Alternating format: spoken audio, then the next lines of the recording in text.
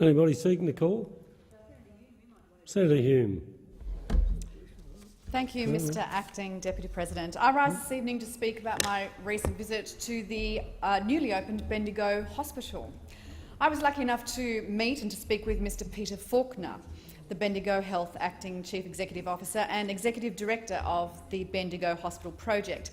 Now, in a life before politics, I served for 5 years on the board of the Royal Children's Hospital in Melbourne, and during that time the entire hospital moved to a new state-of-the-art building that completely transformed its service delivery model. So I was particularly interested to speak with Peter about the transition from the old traditional facilities to the new Bendigo Hospital with its cutting-edge facilities.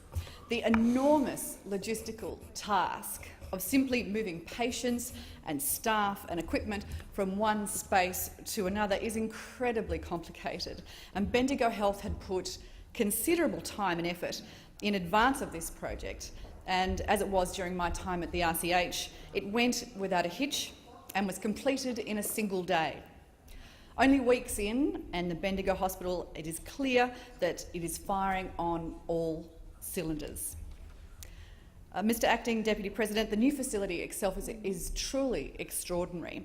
A $630 million commitment by the then Napthine State Government of Victoria has allowed for the creation of a state-of-the-art health centre capable of meeting the rising demand created by our ever-increasing population in one of Australia's most vibrant regional cities. The new Bendigo Hospital has the capacity for 372 inpatient beds, 72 same-day beds, 11 operating theatres, an integrated cancer centre and a 25-bed maternity unit, as well as an 80-bed mental health unit. Importantly, Bendigo Health have demonstrated real foresight in their ability to future-proof the hospital by including the construction of additional wards, which in the coming years can be filled to significantly expand the total capacity of Bendigo Health. And this will ensure that the significant financial contribution of the Victorian State Government for the construction of this hospital will be able to provide real value for many, many years to come and generations to come. Mr Acting Deputy President, as I know well from my role at the Royal Children's, that it isn't really merely just the functional capability of a new hospital that's important, but also the design and the aesthetic of the place. There are many academic and empirical studies that demonstrate a link between the hospital environment and health outcomes. The architecture of the Bendigo Hospital is truly remarkable.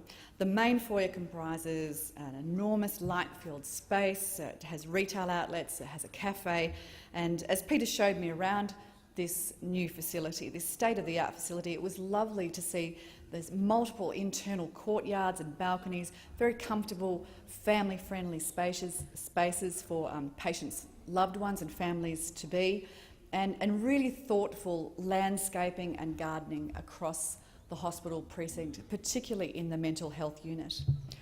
As truly impressed as I was with the beauty of the space, I couldn't help but share a joke with Peter about the conspicuous lack of a meerkat enclosure, such as we were fortunate enough to have at the Royal Children's Hospital. It was quite the draw card.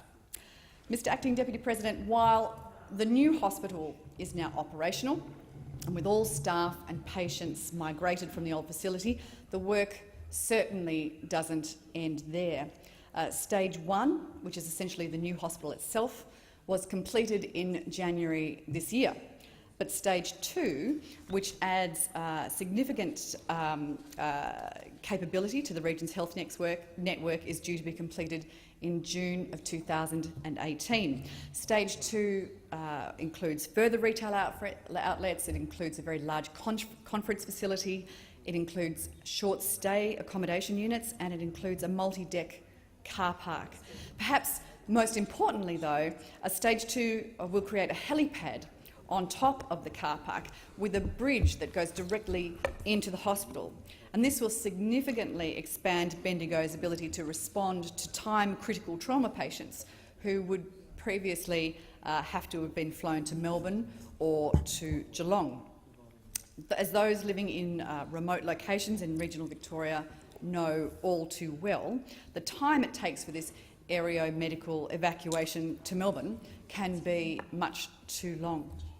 So I'm extremely pleased to hear that with the completion of Stage 2 of the Bendigo Hospital project next year, my state, the state of Victoria, will have taken an important step towards ensuring world-class and timely treatment for all Victorians.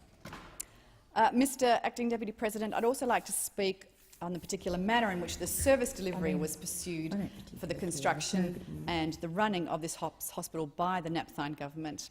The then Health Minister, the Honourable David Davis, said the coalition government, through the public-private partnership and best and final offer tender process, has driven a better deal, better value for money and additional amenities for the community of Bendigo and for North West Victoria. Mr Acting Deputy President, the Bendigo Hospital project has and will continue to be delivered as a public-private partnership. The government's partner in this project is Exemplar Health, which is a consortium made up of 4 market leaders, Lendlease, Spotless, Siemens and Capella Capital. And by entering into a public-private partnership with private sector specialists, just as the Royal Children's Hospital has done, Bendigo Health can get back to the important business of providing medical care to patients. Spotless, as an example, is doing a wonderful job managing the hospital's non-clinical services. For the duration of the 25-year contract, Bendigo Health will be able to focus on healthcare, while Spotless delivers the food provision, the building maintenance, the cleaning and security. And on my tour with Peter, I was even able to see some of the cutting-edge delivery robots that are being utilised to assist the hospital's non-clinical services. These robots are quite incredible. They push around trolleys which carry anything from meal trays to fresh bed linen to medical resupplies for nurses' stations. So it was really wonderful to see a concrete example of just how technology and how innovation is being used to ensure that Victorians are receiving the very best care in Bendigo at the new Bendigo Hospital.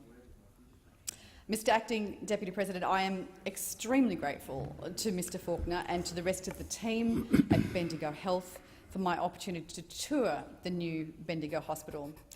As I made clear in my first speech in this place, I have a particular interest in seeing how private sector stakeholders can better engage with government to ensure that citizens receive the very best service delivery.